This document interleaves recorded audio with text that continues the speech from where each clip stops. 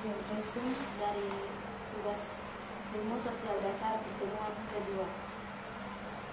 Saya akan membacakan hasil resume saya. Hasil resume yang pertama adalah ilmu sosial dasar. Ilmu sosial dasar adalah sebuah disiplin ilmu yang mempelajari fenomena sosial yang terjadi dalam masyarakat. Fenomena sosial yang terjadi di dalam masyarakat itu harus disikapi dengan baik, bijaksana. Tujuan utama fenomena adalah memberikan pemahaman dasar tentang konsep, teori, dan realitas sosial. Realitas tidak bisa dihindari karena realitas harus dijalani sebagaimana jalannya. Setiap orang yang mempunyai realitas masing-masing.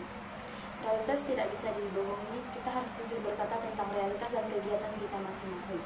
Kita tidak boleh berbohong, kita harus berkata jujur dan tidak boleh mengarang tentang apa yang akan kita kerjakan, tentang apa kegiatan dan rutinitas kita sehari-hari. Misalnya, jika orang bertanya, kamu kuliah apa kerja? Nah, terus kamu menjawab, saya kerja. Padahal aslinya kamu kuliah. Ini adalah salah satu contoh kamu menghindari realitas. Ilmu ini sering sekali menjadi pengantar atau fondasi dan pemahaman lebih lanjut dalam bidang-bidang ilmu sosial seperti sosiologi, antropologi, politik, dan sosiologi sosial. Jadi, ilmu sosial dasar ini merupakan fondasinya aspek-aspek utama dalam ilmu sosial dasar. Manusia sebagai makhluk sosial. Sebagai makhluk sosial, harus mengenal lingkungan hidup kita. Lingkungan yang paling harus kita kenal adalah lingkungan tempat kita tinggal, yaitu rumah kita sendiri. Setiap kita harus mengenal seluruh anggota keluarga kita. Yang pertama adalah ayah dan ibu kita dan seluruh anggota keluarga lainnya. Jadi, manusia sebagai makhluk sosial itu menjelaskan bagaimana manusia hidup sebagai makhluk sosial berinteraksi dengan kelompok. Contoh manusia sebagai makhluk sosial salah satunya adalah memberi sumbangan kepada orang yang tidak mampu dan sangat membutuhkan. Bisa jadi itu berupa uang, pakaian, sembako, atau bahkan tempat tinggal.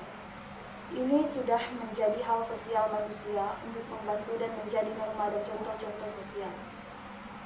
Kita lanjut ke struktur sosial. Mempelajari tentang organisasi masyarakat termasuk gereja sosial. Nah, di gereja kan sudah pasti ada tuh yang organisasi-organisasinya seperti ketua, wakil ketua, sekretaris, bendahara, dan perangkat-perangkat gereja lainnya. Jadi, struktur sosial itu sudah terjadi dalam gereja itu. Jadi, mempelajari organisasi dalam masyarakat termasuk gereja sosial, stratifikasi institusi, dan peran yang dimiliki oleh individu dalam masyarakat. Kebudayaan.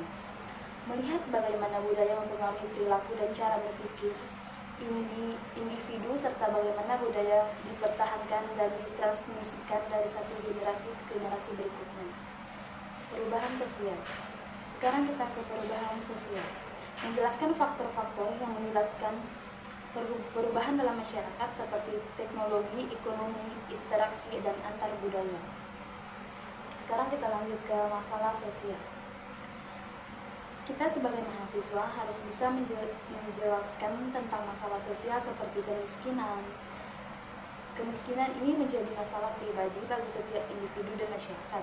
Kemiskinan bukan dilihat melalui harta saja, tetapi ada kemiskinan struktural dan kemiskinan informasi. Lalu ada ketidakadilan. Sekian resume singkat dari saya. Terima kasih karena telah mendengarkan. Mohon maaf jika masih ada kesalahan atau kesalahan kata saya.